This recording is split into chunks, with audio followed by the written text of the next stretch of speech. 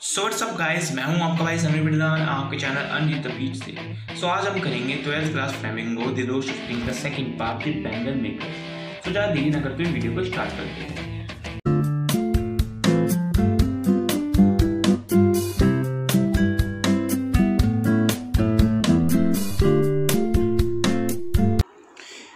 So guys, इस part में लेखिका अनीस जंग गरीब चूड़ियाँ बनाने वाले लोगों की दयनीय दशा का वर्णन करती है, जो कई पीढ़ियों से फिरोजाबाद के गंदे नगर में रहते आ रहे हैं, जिसमें बुजुर्ग लोगों ने अपने भाग्य के साथ जीवन बिताना सीख लिया है, परंतु जो युवा पीढ़ी के लोग हैं उनके कुछ अपने ही सपने हैं।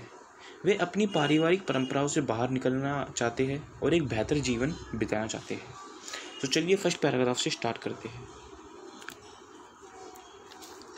The writer once meets a boy named Mukesh. लेखिका एक बार मुकेश नाम के लड़के से मिलती है। The boy lives in Firozabad and belongs to a family of bengal makers। यह लड़का फिरोजाबाद में रहता है और चूड़ियाँ बनाने वाले परिवार से संबंध रखता है। Mukesh says that he does not want to go into the family profession। Mukesh कहता है कि वह अपने परिवार वाला धंधा नहीं करना चाहता है। मतलब मुकेश अपने जो पीढ़ियों से चले आ रहे बिजनेस को नहीं करना चाहता है। He has decided to become a motor mechanic। उसे एक मोटर मैकेनिक बनने का मन बना रखा है, मतलब वो एक मोटर मैकेनिक बनना चाहता है। Every other family in Firozabad is engaged in making bangles। Firozabad में हर दूसरा परिवार चूड़ियाँ बनाने के काम में लगा हुआ है। It is the centre of India's glass blowing industry. यह भारत में शीशा डालने के उद्योग का केंद्र है, मतलब ये भारत का सबसे बड़ा चूड़ियाँ बनाने का केंद्र है। Families here have spent generation in making bangles. यहाँ के परिवारों ने चूड़ियाँ बनाने में पीढ़ियाँ व्यतीत कर दी है। About 20,000 children work in the glass furnaces of Firozabad.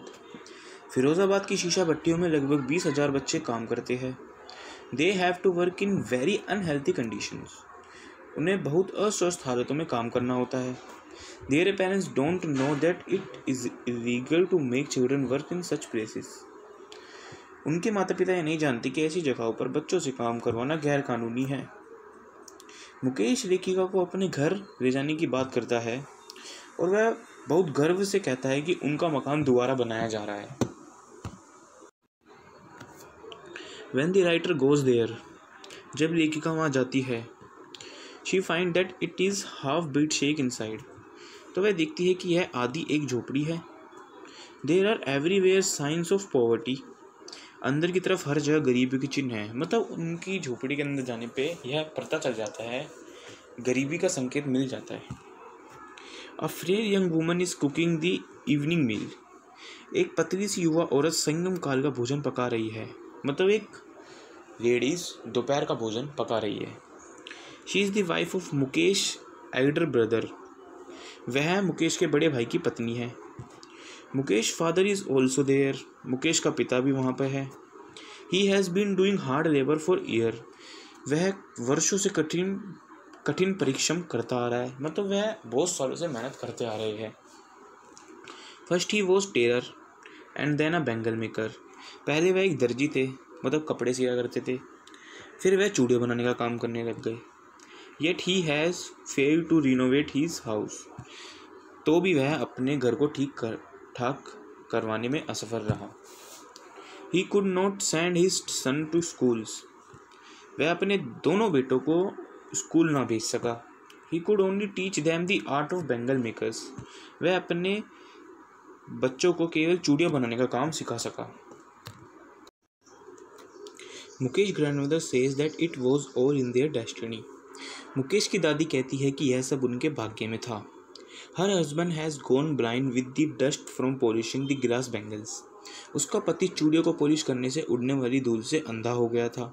She says that they were born in the caste of bangle makers and have seen nothing but bangles in their life. वह कहती है कि उनका जन्म चूड़ियाँ बनाने वालों की जात में हुआ था और उन्होंने अपने जीवन में चूड़ियों के अतिरिक्त कुछ नहीं देखा। मतलब उन्होंने अपनी पूरी ज़िंदगी सिर्फ चूड़ियाँ बनाई और कुछ नहीं देखा। Boys and girls in all such families have to work with their fathers and mothers. इस तरह के सभी परिवारों में लड़का और लड़की दोनों को अपने माता पिताओं के साथ मिलकर काम करना पड़ता था। They have to work in dark hutments, उन्हें अंधेरी झोपड़ियों में काम करना पड़ता है।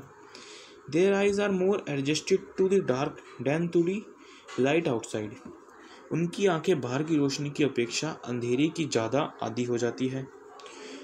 Thus they lose their eyesight even before they becomes adult, इस तरह वे युवा होने से पहले ही अपनी आंखों की रोशनी खो बैठते हैं।